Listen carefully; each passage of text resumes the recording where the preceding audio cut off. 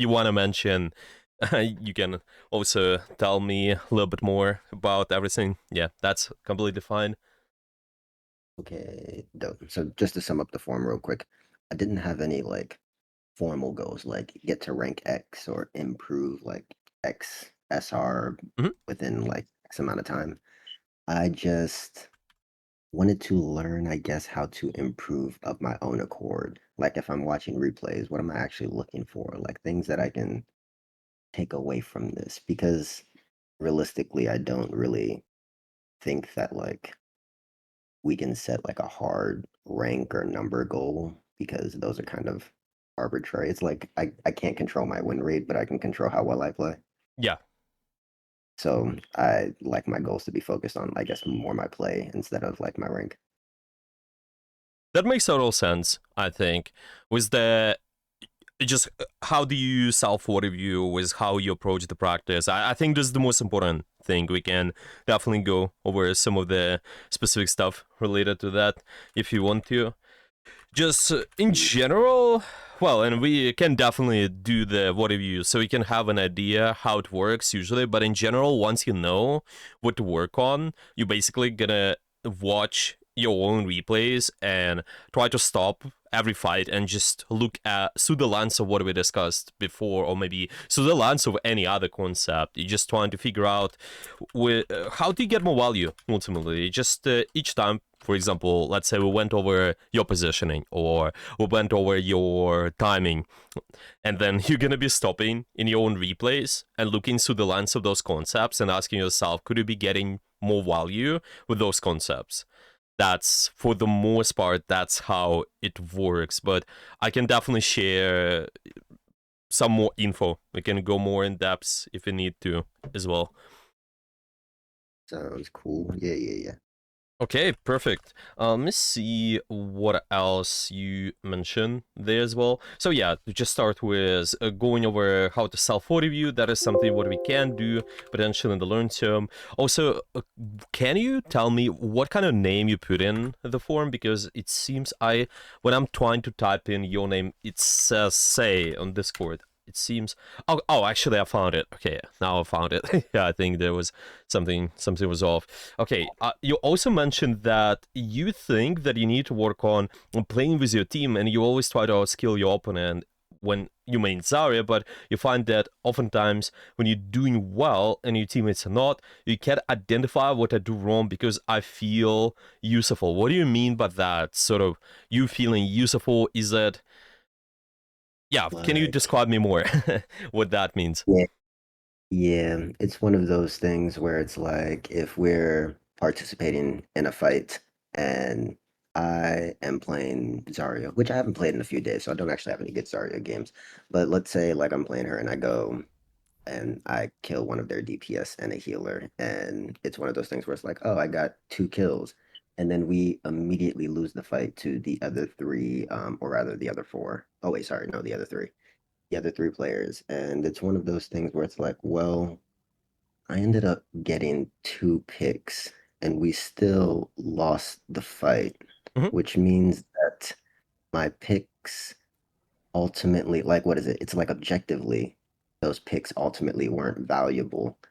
But I'm like, I got 2 kills. I felt like I did something. Mm, I mm. felt so it's one of those things where it's like I felt like I was useful, and then I turn around and my entire team's dead, and I'm like, oh, where was I supposed to be standing? Right. So feeling useful is more connected to you getting somebody, yeah, like you said, getting a kill. Yeah, in this Mhm. case. hmm Yeah, in this case, you just need to figure out any other triggers which allow you to feel useful. I would say that because generally speaking, whenever we focus on a certain stat or just purely getting a kill, that might not end up the best in the best way. It might be pretty complicated to win the fight still. But if you look at any other rivals, I usually suggest to look at the resources and space you fight for. This is going to be one of the biggest things we're going to be talking about usually, especially when we're talking about the tank.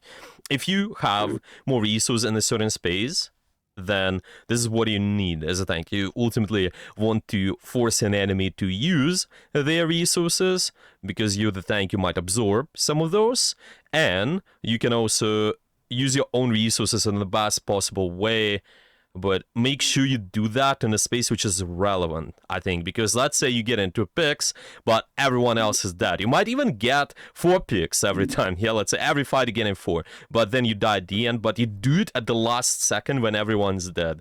Then in theory this is not gonna end up too well, right? Because the card is still gonna be pushed by the enemy team, and you ultimately, even though you get into picks 1v4 in theory, which is maybe not as possible. I think it's pretty hard.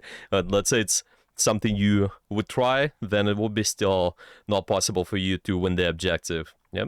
So that is something we're gonna talk about then as well. Resources, space. I think that's pretty good to talk about. Let me see what else you mentioned. From what I remember, you mentioned the playtime was pretty good. Yeah, it was around 20 hours if I'm not mistaken. Let me see. How much is that? Yeah, 20, and when addicted to a new game for a week, 0. Okay, I see. So it's basically if you want to switch to the other game, sometimes you don't play, you're taking the break. Do you find that you play pretty consistently at the moment, or you kind of on and off with the practice so far? I've been pretty consistent over the past, I would say, probably a month or so. I did a long stint. I did about 100 hours on Marvel Rivals over the past couple months. So so took a break from Overwatch. But yeah, since I've come back, it's been pretty consistent. Hmm. Makes I wouldn't say sense. a lot of I wouldn't say a lot of the practice has been deliberate though. I would say like I'm trying to keep certain fundamentals in my head as I play, but definitely not deliberate practice in like the traditional sense. It's more so just been playing more consistently. Makes sense. Makes sense. Okay. Well, for the other things to work on, you mentioned a few things. Well, kind of your Sigma ults, you mentioned those are terrible. Your defensive ult usage is terrible, like counter ulting. And you also find that you're a lot less aggressive than your team when playing defensive. You prefer to hold the spot instead of pushing them back all the time. So, for something to start with, what do you feel like your ultimates are on and off? What is that about? Do you feel like you could be getting more value, or is it the bad timing of the ultimate? What do you think? I think it's about value. I think a lot of my ultimates it's because Sigma's ultimate is like so big. I tend to try and go for multiple people, and of course that makes it more likely that you'll miss because nobody's in the exact center. And I have difficulty finding like I don't know the best target to pick or like yeah, just getting value out of Sigma's ulti because sometimes I feel like I lift the wrong person. For example, I've done this before where it's like I'll ult a McCree. McCree will ult and then have a phenomenal angle on my entire team. And I'm like, that was a gargantuan failure on my part. Yeah. That makes total sense. Yeah, sometimes that happens, I think. Makes sense. Makes sense. Let me see if there's anything else. Attacking position on Recipe and Flashpoint are much better at holding one's garden. Sigma insta-kill combos. Uh, and Tunnel Vision. Well, with Tunnel Vision, what can you elaborate on that? Actually, what do you think? Is it that Yeah. in? Mhm. What is it? It's mostly kills. I think it Yeah. comes from like we're playing like a lot of other shooters that aren't hero shooters. But it's like sometimes when I feel like a target can die and should die, I'll take it upon myself to like make sure they do, even if it's not like the highest percentage play, even if it's not necessarily the best thing to do. And I think with Sigma, that can be a little bit easy because as I'm throwing balls, sometimes they randomly will hit the back line. And when you drop a healer low, it's almost like I have to go dive past the tank just a little bit to see if I can get the pick. And if it goes well and I get away, it's fine. But sometimes, if of course, I can just outright die. And I feel like that's a perfect example of like beacon tunnel vision, where it's like I could have just maintained my position. We were doing fine. I didn't have to go for the pick. I see. I see. Okay. I think everything makes total sense, and the other stuff, I think you mentioned the form makes total sense too, with what you mentioned about the goals and such. I think we can do it in a multiple ways. So first of all, what kind of character you want us to work on? Is it gonna be a Sigma, Zarya? What we're gonna focus on today? I think I've been playing more Sigma, and I think I've been doing better as Sigma in terms of like just, I guess, overall tank responsibilities. Oh, and Sigma's so much better versus like Winston and Diva, and I just have genuine trouble versus those very mobile tanks. So I think Sigma's been good to me for that. We're gonna do Sigma. Sure, let's focus on Sigma today. Maybe if you want to do anything else, any other tank later on, we can definitely focus on that too.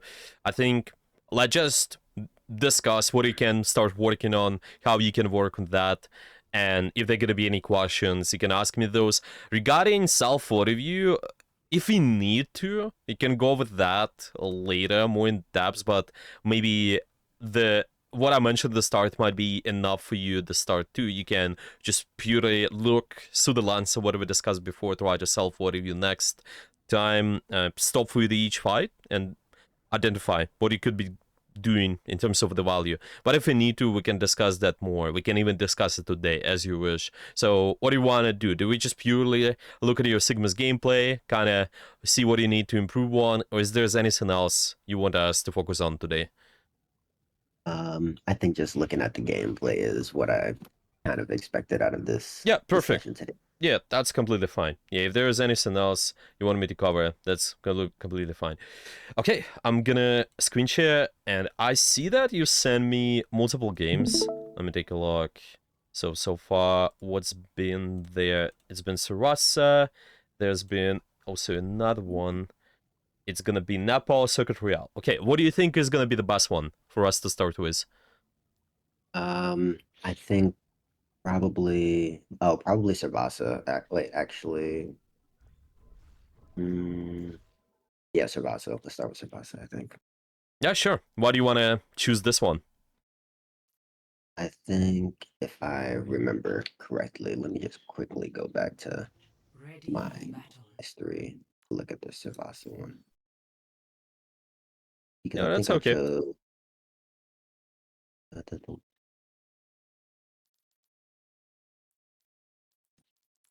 oh, maybe it was the oh, sorry, let's start with the maybe it's the Circuit Royale one. Yeah, that was 100% Sigma. And I was playing Okay. against an Mhm. and that one, I think I chose that one because I felt like was just being outclassed in the tank department, but not so much so that I shouldn't have been able to win the game off of like the back of the rest of my team doing fine. Because looking exclusively at the scoreboard, it doesn't look like I should have, I guess, outright lost as much as I did. Makes sense. Makes sense. And I think this map is pretty good for Sigma overall too, to be honest. So you should be getting decent value. Pretty good. One of the best long range maps, more flat maps where Sigma is quite comfortable a lot of times. So let's take a look. Yeah, it's gonna be interesting. Pretty long game too. 70 minutes. We can definitely pick up something to work on. Can you see my stream just fine? Is it working for you? Oh, yeah. Wait, sorry. Yeah, I can do it. Okay, perfect. Let's start with in here on this specific map. Do you remember what do you need to? Well, if there gonna be if there are any difficulties, do you remember what you struggled with? Is that still your ult usage? Is there is anything else, maybe like tunnel vision, like I said before, or what do you think? I think like almost all of my issues show up in almost all of my games. But Mhm. in this one particular, I think I had like two really bad ultimates around I think after first point on that long stretch. Mhm. Um yeah, I think and I know that part is like that area is supposed to be really good for Sigma, but I was having trouble. And I think probably a bit of tunnel vision. like I can't remember exactly because I did all my placements today. I played about 10 games, and these were some of the first ones. Hmm. That's okay. Yep, that's completely fine. I think we can quickly look at this one then, and I will. Okay, I want to make sure this is. Sometimes the replay is breaking. It seems when you skip too much. So let's see. Maybe we'll need the restart, but yeah, I'll just wait a little more. It should be okay-ish, probably. It's just after the update, the replays they've been a little bit buggy sometimes. Okay, now it's fine. All right. Oh, also, sorry, real quick, Mm-hmm. one more thing. Holding last point. When I was on defense, and I felt like holding and taking the very last point on this map is extremely difficult for me, especially since there's Mm, that high ground area at the very, very end that I don't necessarily know how to take control of as Sigma. I see There's it. like that wind very top. Yeah, yeah. I think it's one of the harder parts, definitely, because of just how the map works in general. You have more flat, long range sightlines, so the first and second point, and then the third point, there's going to be more enclosed spaces, short range turns. There's still good long sightlines too, but they're just going to be less of the capabilities for you to do something in Sigma, unless you took the high ground. It's going to be pretty complicated. So, yeah, you're definitely right. You just need to see how you're fighting for this high ground. What I'm probably anticipating, based on what you said, maybe we need to focus on your resource management slightly, like your ultimates, maybe your abilities, see what you can start working on regarding that. But if there's going to be anything else, we can definitely talk a little bit more about that. I'm also going to focus on the big one theme, and then we can also connect some of the concepts to that theme, so it's going to be easy to practice and fix.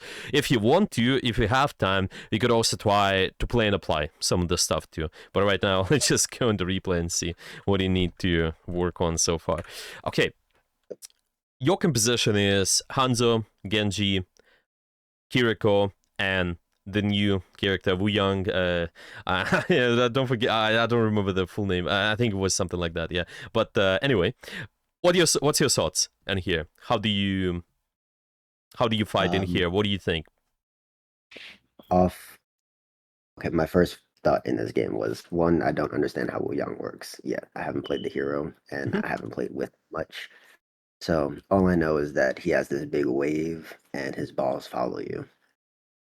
So I didn't have any thoughts about him. mhm, Kiriko, I don't have too many thoughts about her either because I've played Kiriko. I just don't understand her. When it comes to healers, I mostly just stick to like Baptiste, Anna, and Mora. mhm. Kir- Kiriko's a bit confusing. And I mean Hanzo and Genji. I know that Hanzo's largely gonna play behind the shield, but I very much expect Genji to be diving high ground as soon as we turn this corner. And so I'm going, what is my idea? I'm going to kind of let Genji do his thing, try and keep Hanzo alive with shield so I can help him a little bit. Maybe he can snipe somebody if I hit a rock. And that's pretty much my only thoughts going into this. Nothing more complicated than that. Okay. Yeah, that's all of that is useful. Yeah, let's keep watching. Okay, so we start off with just normal general pressure, trying to shoot the enemy backline. They are a little bit more. Let me just reduce the sound. Okay, now it's gonna be more comfortable. Just keep shooting their backline, and there's a rock. I think it's fine. It gets some sort of value. Johanzo is also able to get the value with the arrow too. You're just looking to push in, take space, good block. But now it's going okay-ish for you so far. You guys have an advantage. Just need to capitalize on that. Probably let's keep watching until you guys are gonna struggle, and then we're gonna talk about a few things. Okay, just normal pressure. That's completely fine. Pressure the Genji. That's good because he's on the slide off angle as well. You can just push him off, so he's not able to do much. So far, it goes relatively well for your team. Johanzo gets decent value there too. Okay, let's see what's gonna happen on right after. Oh, I think actually, yeah, I throw this one at the very end because we're doing very well, and I push too far, I die, and yeah, I absolutely threw this fight. Mm-hmm.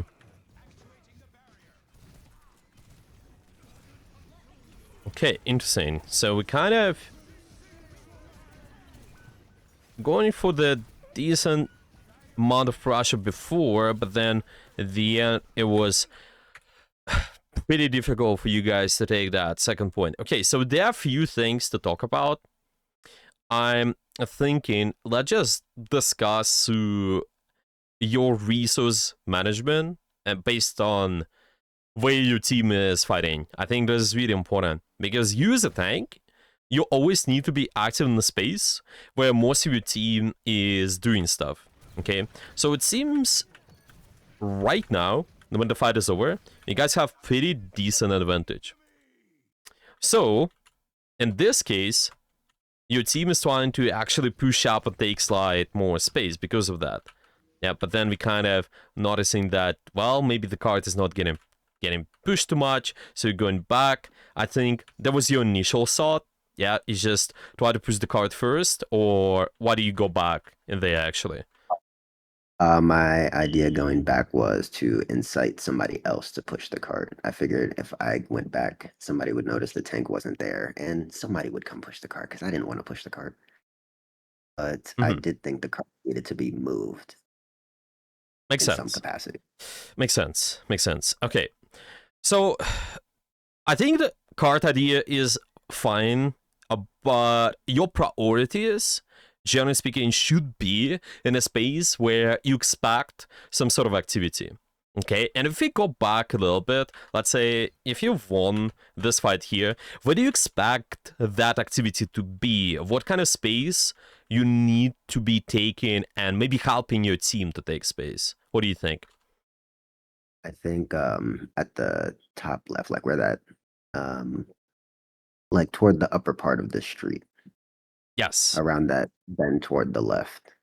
Yes, exactly. Exactly. Because your idea as a tank, ultimately, I think most of the time is making sure you secure the most valuable space for your team. And if you're thinking about, let's say, this space over here above, if you're fighting for this turn, for example, maybe you're also fighting for something what's more over here. If your team is going to push up a little bit more, I think one of the thing is that this position generates a lot of pressure. Generally speaking, you allow your team to take space. Maybe they can set up some angles, maybe go a little bit more forward, take space, and use a tank. You need to be there to support activity at all times. Yes, the card is also important, but if the fight is not won and you push in the card, well, let's say you didn't punish the enemy's active angles or didn't help yours, then you cannot push the card further anyway. So your idea is usually, even though the card is not getting pushed or something is happening not happening to the objective, let's say it this way, you always need to think about securing the fight first. Yeah, and in this case, it would be you taking space, you just fighting for. I'm just gonna call this power positions. I typically say that when you're trying to fight for some valuable space, I just call that this is my power position. Yeah, I just want to be there. Yep, but you also need to be at the space where there's activity is happening. Yeah, so ultimately here, because those guys are 2v3, there's a slight more chance for them to lose this high ground here, this valuable position, where if you're with them, there's more chance that you probably win, you establish more pressure, you get the staggers, and maybe you guys can push the card further up. But because you play here, your Genji is a deflect, so there's one less defensive, they're trying to push up, actually they got a pick too, but then they got a little bit too much or aggressive and they died. But let's say we've been there for them to absorb some of the pressure, then potentially that could work out quite well for you. Okay, does it make sense so far? Or maybe any questions? Nah, that makes sense. In that particular instance, we want to fight for the space over the cart because it's like the cart can't move if we don't have the space to begin with. Yes, yeah, exactly. And you can even think it's all about, especially on those escort maps, 2 steps ahead where the card will be later on. Because right now you want this corner. It's usually typically gonna be 3 fights. If we're talking about any of the points, it's gonna be first fight around where the card starts, second fight somewhere in the middle, or where the card is gonna go. Well, it's usually even somewhere around here, and then the third fight is gonna be over here. You usually can't separate any of the escort maps on C fights. So ultimately, you already won this first one. You can secure the second one, but to secure that second one, we need to take power positions. Yeah, just make sure you go on the bus space. I'm also gonna write down support most active members at all times. Yeah, because you're trying to absorb the pressure for them. Now, when we're not there, there's just more and more happening, and at the end, it turns out that the enemy team has more tempo.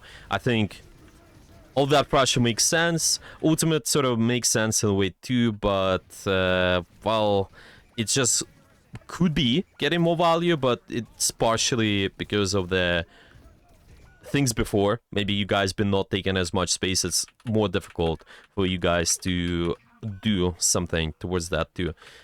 Well, let me see a little bit more. Maybe you can talk about a few things. Definitely see some of the other stuff too. I just want to make sure it's one of the biggest and easy to fix sims for you.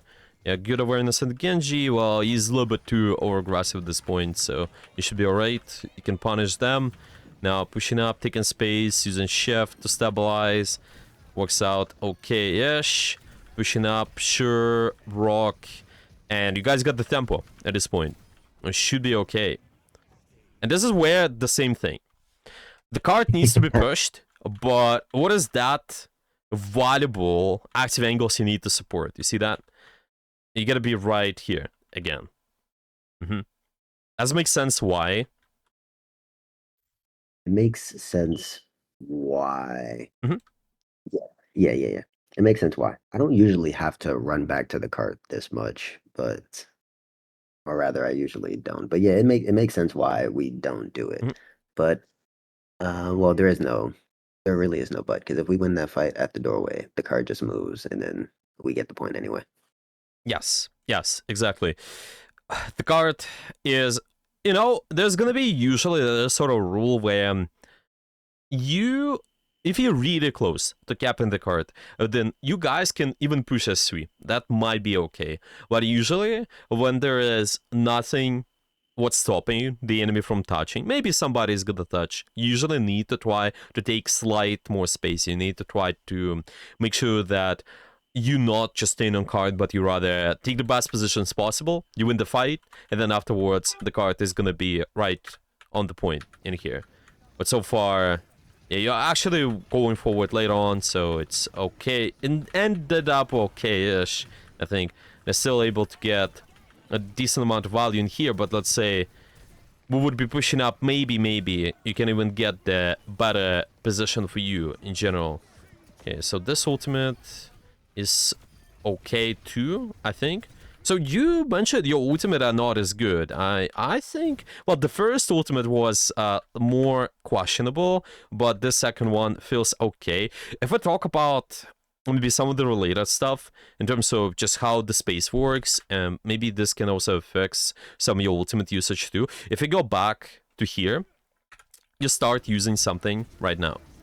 Okay, and you're kind of just trying to hold this backline ultimately. Yeah, you're stopping them from doing something. But now, if we talk about through the lens of what we discussed before, your idea is a tank at all times to make sure that you support activity of what your team does. Now, my question to you, when you hold the backline like this here, is that what's gonna support your active angles in a way? Yeah, let's maybe figure out who is really active on your team at this point. What kind of angles you need to support? What it feels like. What do you think? Who's the most active? Probably, I would say Genji. He's taking an off angle Yes, for us, so probably Genji. probably Genji. This can be the one. Well, let's say, what about Hanzo in here? Could you support him as well? Oh, I thought that was sorry, I thought that was one of the healers. I didn't actually see that. Hanzo works Yeah, too. yeah, Hanzo works okay too. Well, you may even support the Kiriko. You see, the activity, what is based on a lot of the times is it's gonna be position of your members. So I'm gonna write it down. Yeah, it's more about you just identifying the triggers. Yeah, how do you know if those guys are active? It's gonna be their position. If they're taking some sort of off angle, that's good. I think one of the big things as well, if you ever recognize they can do big amount of burst or damage in general, you usually need to be there too. So in this case, you're kind of going in really deep, and almost no one. I think maybe the Hansa slightly, they can try to shoot somebody, but I think this is pretty long range for them too. It's gonna be difficult for them to capitalize of that ultimate, to be honest, because they need to be short range. Usually projectile characters, they work this way, that you typically fight for shorter sidelines, or in the case of the Hanzo, mid-range sidelines are okay. You just need to get closer. If that would be the Widow, that would be just fine. But if this is Hanzo, it's a little bit too far away, and same applies to Genji. Yeah, it's not even in the dash range. It's sort of maybe okay later on, but right now it's just a little bit too much. Okay, so with that information, with all of that what we know now, if the Hanzo is here and the Genji is there, how you would change how you use the ultimate in here? What do you think? What you could be doing instead with the ultimate? Um, I Well, with all that information, I almost don't want to use it here. Or maybe grab Demon since he's kind of far forward and a bit out of position. But I don't really like using my ultimate on tanks because I feel they'll just get healed up That's in their true. back line, by That's their true. back line. Yeah. So I think in this instance, I probably wouldn't actually use it.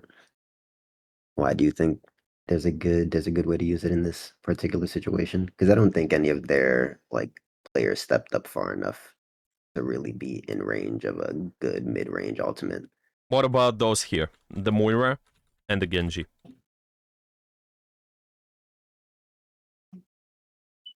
Wow, I might not have actually seen.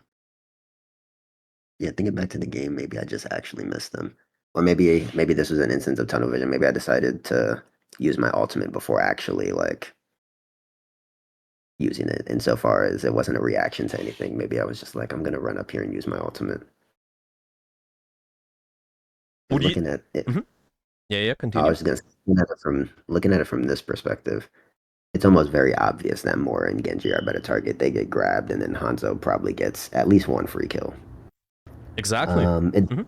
if they don't have any of their defensive abilities, well, I don't think Mora can use her fade during the ultimate, but Genji might be able to deflect, so he would get Mora probably.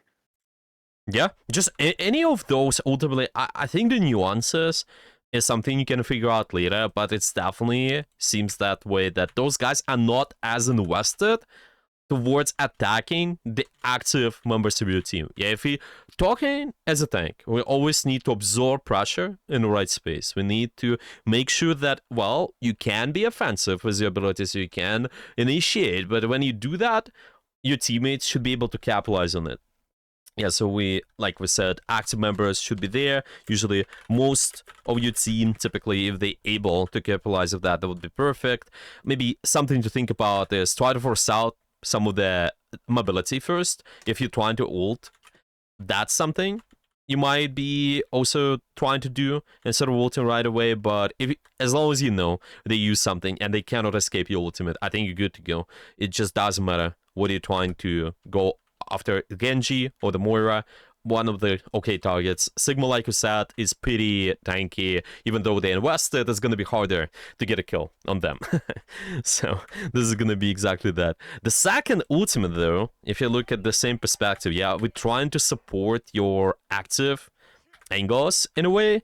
Yeah, I think it works out slightly better, but still, there's some complications. You're kind of going in here, and in this case, let me see what happened. So it started. Yeah, I think it's gonna start now. So what do you think? What do you think about this one? How it feels to you? This one was to try and snipe Yari. I figured her HP was low enough Hmm. that if I slammed her against the ground, Hmm. and maybe like what is it? And if I hit one of my like explosives, then she would die. So this was to try and pick Yari. Hmm. Makes sense. But in the sense of what we discussed before, what are the other possibilities for you as well? If you're talking about your activity, yeah, where your team is, where your active members are, what else would be okay for you to try to ult? What do you think about, let's say, ulting this Moira, ulting this Genji in here too? Would that work as well? If you want Yeah, to yeah, support those guys a little bit more? yeah, 100%. And somebody would Potentially. actually be able to support getting a pick on them as opposed to me just relying on myself to get the pick on Yari. Yeah, potentially. But see, this is something you can also do. I want to say that it's not too bad of a decision to try to ult there. It's just usually going to be one of those exceptions rules where you can try to ult like that, but it's only if you're confident you can get a kill. So if you know there's 100% easy opportunity for you to get a pick, then go for it. So I'm gonna also, I'm making sure I'm putting that in a summary too. I'm just writing down that if you can get a kill, then use your ultimate. But if not, usually you're looking to fight for that space which is valuable for your team. So you again fighting in the space where you have active members. Let's put it this way. Yeah, and like I said before, activity depends on their team. Depends on their position, depends on how much pressure they can do. The damage, the burst, potential, with abilities, stuff like that. This also ended up not too bad. You actually ended up, let me see what happened there. Yeah, it ended up getting they were getting cut off, so I think it's fine. They've been half HP, like I said, so not too bad. Miss Drog there, that's fine. I think, Happens. I think, Mhm. I think this is the part where I say I kind of threw it because I'm in my head. If I don't actually go up and fight Torbjorn, Mhm. then we don't lose this fight. Yeah, but you see why this is the case too. You're going to fight this space, but we see where your active angles are now. They're over here, right? So there's gonna be Mhm. only one good. Let's put it this way. It's only good to go after the storm if you're confident to get a kill no matter what. I think if you hit the rock, it's maybe possible. But if not, then it's more consistent to fight for the space over here. Again, you in support of the active members. You're trying to time pressure with them at all times. And it's going to be much easier. And later on, you can try to approach this space here. So it's not like this is too bad of a decision. You just need to either make sure it works better, the quality of it is good, or you actually go for this, which is more consistent in my opinion, more balanced play. It's medium risk, medium reward play, where you're trying to fight this space, and then you probably gonna get the point. It's gonna be alright. But now it just ended up pretty complicated. I think there's just a Yeah. so high chance that you guys are gonna capture the card. Probably Echo will catch up as well, and then after that, you guys are gonna be just fine. It just seems that you need to be aware of where your active members are. I see you're going in now.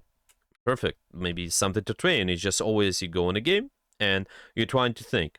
I'm just gonna even write it down this way, yeah, because you're trying to support the active angles. You need to scout. Yeah, you need to always look where those active angles are. Where my active angles are. Maybe you have the hands over here because it's all about the context. Your hands is over here. Your Wu Yao is sneaking over there. So what that means for you? Well, probably I'm gonna be fighting for this top over here. Perfect. And then later on, even in the mid fight, you can scout again and check. There's also the skill. You need to take the time and develop the habit of constantly checking, looking around too. I think it's just making sure that the space you're fighting for is useful. Because as long as you do that, I think the way you do pressure, it's not bad. Like I said, you said there have been some problems with the combos, maybe, but I think it's okay as long as you contribute to the right space, which is the most important. It's gonna end up much better. So right now, you have the Echo is taking the space over here. Wu Yang is taking the space over there. So instantly, what is the right decision for you? What you should be doing with your position right now? I'm thinking, well, one, I'm thinking I should be much further forward. I'm thinking probably next to the Wu Yang is probably closer to where I should be standing. Mm-hmm. Yeah, probably one of those positions. You may even try to take the top there, but to be honest, I think this is better because it allows you to also go over here later on, just in case. and this is gonna end up much better. You kind of keep pushing this corner ultimately later on. But I think it's just also partially like I said before, you need to take power positions first, in my opinion. So what power position does is ultimately the position where you have more opportunities of what you can look to do on the map. So like we said with that second turn, if you go back over here, you always have more options. You can drop in here, you can always go left, go right, instead of playing on card over here. So it's kind of works the same way when you're trying to take the space. I like that you're doing that eventually, but make sure you take the power position first, so there's an option for you what to do. You can maybe keep pushing, you can keep holding the position, or you can just give up the position. You can look to go back a little bit more and maybe work, just walk this way. So this is what power position is. It's gonna be usually some sort of high ground too, but it's really, really important. Usually making sure you fight for those, no matter what. If we're talking about Sigma, it's pretty important. Well, any tank, to be honest, is pretty important. Does it make sense what power position is so far? Maybe any questions as well? Um, nah, power positions for the most part, I guess, make sense Mm-hmm, intuitively to me. Like I get why, like in that area we were talking about earlier where Wu Yang was standing. Like I mm-hmm, understand why that's a power position. I guess the way that I think about it is, do I have enough cover to play around and still, I guess, hit people? mm. And if I can, and if I can do both those things, then I imagine I'm in a pretty good position. Is can I hit people? Is there cover? And I guess does this position have value? And so far as is the objective going to be here at any point? Yeah, exactly. So this position, are you gonna have enough cover? Are you gonna be able to hit those people as well? What it seems like. Um, that's a little bit iffy. I'm always a little bit wary of Sigma at like his max range. And I think like standing here, I'm probably throwing balls at max range Yes. corner. And I never really know how to play like that because it feels too easy for them to back up and just disengage from me. Mm-hmm. But what So if I they don't, back up? What is the right play later on? I guess. Oh, just wait for the payload then? Do we just hold the space, wait for the payload, and I can use the payload as Yeah, cover when it yeah, comes? exactly. Well, to be honest, you don't need to use the payload. You can keep rotating between the power positions. Later on, if you hear they backed up, which is your goal, you just need to secure the space you fight for. Like my problem is you fight at the corner like you would do as Ryan or a Matra. This is way too close. Use a Sigma, you have insane amount of range. From here, you can even hit this eyesight guy. You can hit the Solaris still. You can bounce the shots as well. But this is a little bit too close, and like we mentioned, you're not holding around the power positions too. But let's say they're going back. Then what is the next power position you should be fighting for, potentially? What do you think? If they're going back, would I actually rotate toward that high ground outside? Is that actually like a good position for Sigma? Yeah, This like here? right there. Really good. Yeah. This is really good. This is what you need. You need to constantly making sure you're setting up, and maybe because you do that, this gives you more options. Again, you're not mm, too invested when it's not needed as well. You always have this answer. You either go forward. You don't have to sometimes stay in the position. Yeah, like we said, you can maybe give that up and push. Yeah, that's okay. But maybe something bad's gonna happen. You can always go back. You can always hold the position, and you can keep rotating between the positions. I'm here. I'm there, and it does the same value. Your value is sick is making sure you shoot, making sure you throw the rock. That's it. So you don't need to be with your team either. Yeah, you just need to provide the space for your team and do that through the pressure right away. Yeah, so make sure you fight for the power spots. Right now, ends up sort of okay because the enemy team overextends right now. But you see, you shouldn't be here. What is that next power position you should be taking? It should be, like I said, over here. Even over there, I think, to be honest. You need to invest the time and go. The payload can move without you. Well, let's say it's not gonna be moved. The enemy is gonna stop the payload. Well, then you fight for it. But do it from the power spot first. Make sure you take it. But now we I just kind of see. keep existing. Oh, yeah? Oh no, no, no. I was just saying I seen that. That makes sense. Mm-hmm. And this is what I mean. There's no downside because you always have a choice what to do. You can hold, you can drop, you can go over there, which is maybe okay play later on. Yeah, take that slide off angle. But you can always do that from the power spot first. Have options. And more importantly, the higher you go, the more people gonna be taking those positions too. At the highest star, enemy team will stay here. They will try to take the spots over there, this high ground here. So this is something you should be fighting for anyway. Now there's more freedom for you because at maybe this SR, oh well, maybe in this game in particular, let's say, they are not taking those positions as much. So you're more free to take those by yourself and actually abuse the fact that you can stay there. But later on, expect the people to challenge you there too. It's just the matter of how you do that, to be honest. I actually think they do take it when they play offense. Yeah, yeah, well, but even on defense, they should. At the highest star, this is where those guys will be, to be honest. Now they just kind of keep playing main, which is not the best play overall. I think they should be going into somewhere else. Okay, I think the replay again. There's a small bug. It's okay. It's gonna be okay, really, really soon. But yeah, so far, do you have any questions about anything? Um, no, I think so far we've been. Nah, this has been pretty good. I don't really have any questions. All the explanations have been pretty thorough, and I also believe that on that last point, I should probably be fighting for that high ground more because when I like Yes. visualize it, it's like, well, Sigma's balls will 100% hit the ground. So if they'll hit the ground, then I should be fighting for that high ground Yeah. because I don't have a range issue. And it's Exactly. funny that Hmm. you say like that's where I play Ryan because that is exactly where I play Ryan, like that corner. And I don't. And I think maybe that's like part of some of my issues is that like Ryan for a long time was my favorite tank, and I think a lot of like the places that I stand and like the corners that I hold are probably at Hmm. least more better Ryan Hmm. spots than they are like range tank spots. So if you notice that, do point it out more. Like definitely the Yeah, where exactly. we're. Hmm. But yeah, everything so far has been pretty good. I think this has been pretty good. Nice. Okay. Do you want to watch the defense as well? Or do you want to watch the any other map too? If you have any questions about those as well.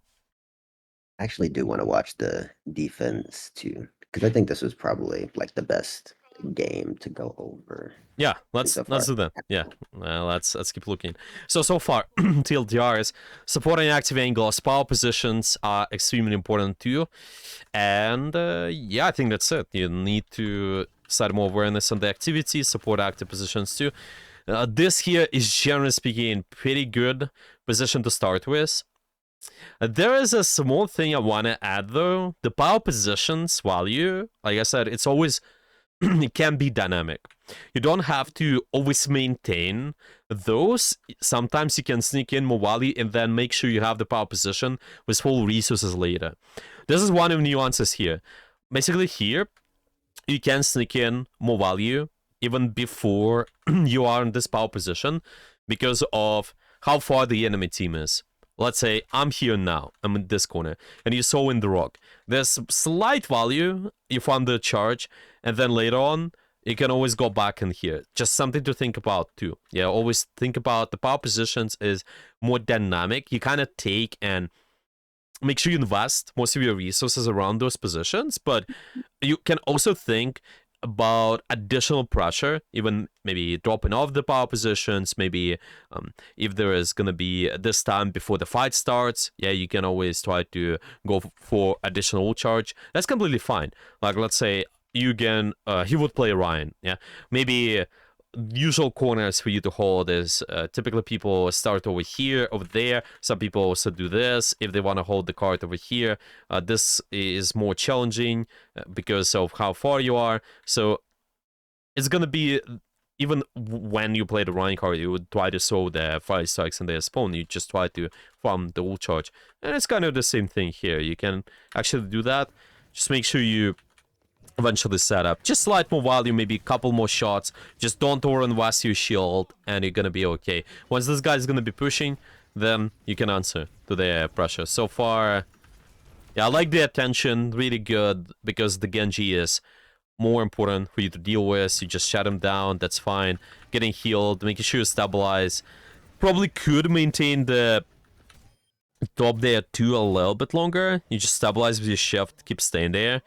There is a small thing, the Uyang is also supporting you. Yeah, the rest of your supports too. So it could be okay. I think you could win the space, to be honest. But later on, you can always drop and hold the longer sidelines. That's fine.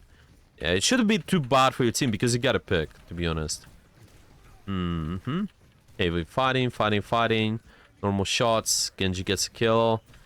That's slightly more complicated at this point. Okay, let's go back. So there are a few things I notice as well, and it's just about your resources, generally speaking. Oh, let me see. I think the replay, yeah, it just keeps breaking sometimes.